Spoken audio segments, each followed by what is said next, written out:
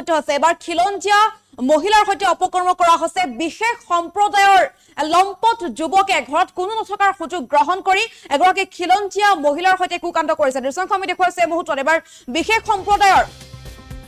লম্পট যুৱকৰ কামনাৰ বলি হৈছে খিলঞ্জীয়া মহিলা পুনৰ জনাইছো ৰাজ্যত পুনৰ জঘন্য কাণ্ড সংঘটিত হৈছে এবাৰ মহিলাৰ সৈতে অপকৰ্ম কৰা হৈছে সিলিণ্ডাৰ দিবলৈ যাওঁতে বিশেষ সম্প্ৰদায়ৰ এজন যুৱকে অপকৰ্ম কৰিছে মহিলাৰ সৈতে মহিলাগৰাকী ঘৰত অকলে থকাৰ সুযোগ গ্ৰহণ কৰিলে লম্পট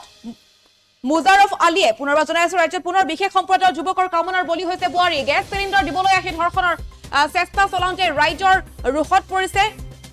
আৰু কুকণ্টক মহিলাগৰাকীৰ সৈতে কুকৰ্মত লিপ্ত হৈ থাকোতে ৰাইজে আহি হাতেলতে ধৰা পেলাইছে লম্পট যুৱক মুজাৰফ আলীক আৰু ন্যায় বিচাৰি চৰকাৰৰ ওচৰত আহ্বান জনাইছে এতিয়া পৰিয়ালৰ লোকে এইবাৰ এই ঘটনা সংঘটিত হৈছে চিৰাং জিলাৰ বিজনী থানাৰ অন্তৰ্গত এখন গাঁৱত অভিযোগ অনুসৰি গোসাইগাঁৱৰ উৰিয়াপাৰাৰ মুজাৰফ আলী নামৰ লোকজনে ই ৰিক্সাৰে এঘৰত গেছ সিলিণ্ডাৰ দিবলৈ গৈছিল আৰু সেই সময়তে ঘৰত বোৱাৰীগৰাকীক অকলে থকাৰ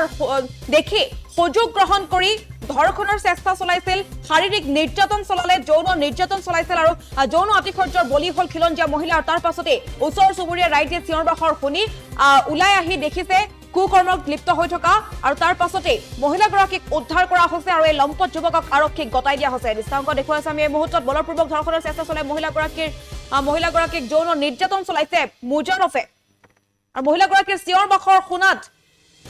ওচৰ চুবুৰীয়া ওলাই আহি লম্পট মুজাৰফক হাতে লুটে ধৰি এনেদৰে বান্ধি থলে আৰক্ষীক খবৰ দিলে আৰু ঘটনাস্থলীত আৰক্ষী উপস্থিত হৈ আটক কৰিছে বিজনী থানালৈ লৈ গৈছে মুজাৰফক আৰু এই সংক্ৰান্তত চৰকাৰৰ ওচৰত লম্পট মুজাৰফক উচিত শাস্তি দিবৰ বাবে বা উচিত শাস্তি বিহিবৰ বাবে পৰিয়ালৰ লোকে এতিয়া আহ্বান জনোৱা পৰিলক্ষিত হৈছে ভাষ্য আমি এই মুহূৰ্তত আগবঢ়াইছো দিবাইছিল মোৰ গেছ পাইছে গেছৰ কাৰণে মানে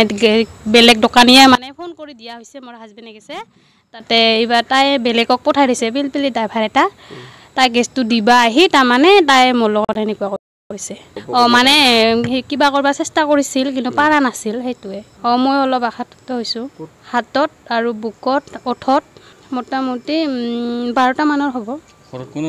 ঘৰত কোনো নাছিল মানে ঘৰত কোনো নথকা সুযোগ লৈয়ে তাই সেইটো কাম কৰিছিল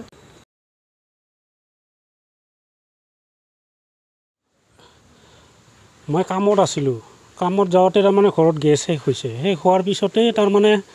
মই দোকানী এটা ক'লোঁ বোলে ই ৰিক্সাত এটা গেছ পঠাই দিবি মই পইচা পাতি দি কেনে ক্লিয়াৰ দি মই আকৌ কামত গৈছোঁ ওচৰতে কাম কৰি আছিলোঁ তাৰপিছত কি হ'ল সি এটা মুছলিম ল'ৰাক ই ৰিক্সাৰে পঠাই দিছে গেছটো দিওঁতে মোৰ মাইকী অকলে আছিল আৰু মোৰ সৰু ল'ৰাটো আছিল মোটামুটি 8 বছৰ বয়সমান হ'ব তাৰপিছত কোনো নথকা সুযোগ লৈ সেই ড্ৰাইভাৰজনে মোৰ মাইকীটোক অপচেষ্টা কৰিছিল তাৰমানে বেয়া বিহেভ কৰিছিল আৰু ক'ৰবাত আঘাত কৰিছে তাৰপিছত তাৰমানে এইটো তাৰমানে চৰকাৰক মই অনুৰোধ কৰিছোঁ যাতে চৰকাৰে আমাৰ অসম চৰকাৰে যাতে ইয়াৰ উচিত শাস্তি দিয়ে আৰু আমি যাতে ন্যায় পাওঁ আৰু কি তাকে কামনা কৰিছোঁ মিনতি কৰিছোঁ চৰকাৰৰ ওচৰত মুজাৰফ আলী বেছি দূৰত ঘৰ নহয় ওচৰতে কেছ দিয়া হৈছে অলৰেডি প্ৰশাসনৰ মানুহ আহি লৈ গৈছে মানুহজনক যাতে চৰকাৰে এইখিনি সহায় কৰে আৰু কি মানুহজন মানে ঘৰৰ ভিতৰত সোমাই গৈছে আৰু সিহঁতে মুছলিম সম্প্ৰদায়ৰ মানুহ আমাৰ ধৰক আমি হিন্দু সম্প্ৰদায়ৰ মানুহ আমাৰ ঘৰত সোমাব দিবই নালাগে আৰু যিটো পাকঘৰ হয় সেইটো ৰান্ধনি ঘৰ হয় তথাপি সি জোৰ জবস্তি পিছফালৰ পৰা গৈ কিনে মোৰ মাইকীটোক মানে মুখত সোপা দি ধৰিছে আৰু কি আজি ঠিক 12টামান বজাত